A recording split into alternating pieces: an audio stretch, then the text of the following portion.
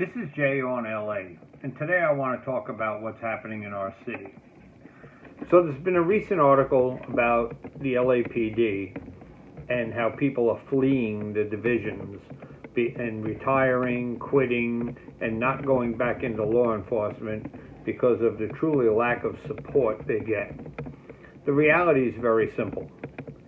We have spent over a year dumping on our police very unfairly.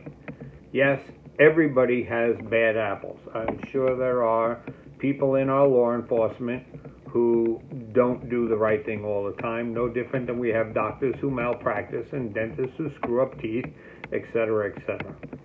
But the reality is, law enforcement is important. We had a mayor who knelt and called our police officers murderers. We have people yelling, defund the police. But the bottom line is, law enforcement is necessary, and law enforcement helps keep our quality of life the way it should be. Having said that, we have a city council who gets reactionary, who takes money away from the police and says they're going to put a program together to put psychologists, psychiatrists, family therapists, whatever, out on the street to respond to issues. And they don't have the program put together, but they take the money away. So in this article, they talked about diversity. And diversity in our police department, if you look at the current numbers versus our population, it's really kind of staggering. 31% of our police officers are Caucasian, when 48% of our population is Caucasian. African American, 9% of our population is African American, 9.34% of our police force is African American. 50% of our police force is Hispanic, 51% of our city is Hispanic. Asian Americans is 8% of our police force and 12% of our population. So there's a disparity. The real disparity is in gender, because 50.5% of the people in the city of Los Angeles are men and 49.5% are women, and we don't even come close there. Our breakdown is just ridiculously out of balance. But maybe women are smarter and don't want to get on this job knowing how they get treated, and they go do other jobs. So the other issue I want to talk about, and that's just food for thought on the police. The other issue I want to talk about is our quality of life. There's also an article about the housing department that came out today, and how the housing department doesn't have the staff to process the 100 and some odd thousand applications for people who need rent relief, and the city's put up hundreds of millions of dollars to have that done. Very typical of the way we do things in our city. When things are bad, we cut across the board. Slide rule cuts. Every department takes the same percentage cut, which has never made sense in the past or now, because some departments are revenue generating and some departments are absolutely necessary, like the personnel department, which will take over a year to regain its strength just to be able to hire people, to be able to do the jobs that need to get done, to help the people who are screwed right now and can't get money. So whoever the next mayor is, hopefully they'll have a little more than a half a brain, and they will actually take a look when we need to make cuts and make very decisive cuts, not these slide rule cuts across the board. What do we have as the biggest problems in our city now? Homelessness, poverty, crime, lack of education. What do we need to do to get out of some of these issues?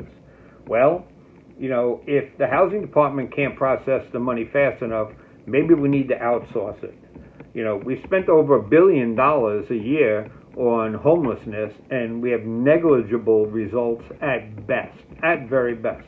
And then you look at Venice and the boardwalk and how it took the sheriff to cattle prod our council people to do something that should have been done well over a year or two or three ago, but it wasn't that important because nobody pushed them to the edge of the cliff. So again, what are some of the things we should be able to do? Well, we should fully fund the law enforcement and support them openly so we can start getting more people back onto the job and train them well and give them psychological testing every few years to make sure that everything they've done and seen hasn't affected their job ability. We should open mental health clinics and beds immediately. Take some of the money and get the help that these people on the street need. We should open tech schools for those who are not looking for the traditional college education. Let's go back. You know, once you have a career, electrician, plumber, masonry, whatever it happens to be, you can't take that away from somebody. We should open more housing, cheaper housing, not just to the friends of the people in government who can build them, but let's find quality builders around our city, and let's really do RFPs to let them bid and get us the best possible prices. And that housing should have treatment facilities in the housing, so it is permanent and they are getting the treatments they need moving forward. Bottom line is, we need to start giving a hand up, not a handout. And I'm not just talking homelessness, I'm talking about education, our youth, which is our future. And if the youth is our future with the education process we have, we're in big trouble. So there are things that need to be done. Hopefully, if Mayor Garcetti goes to India, a mayor who's going to promise to be here for a year and make the hard decisions will come in and start to mandate some of these things that I talk about that will help make it a better city, bring it back to a first-class city from a third-class city, and give the quality of life back to the people who so well deserve it, and that is every person in our city. This is Jay on LA.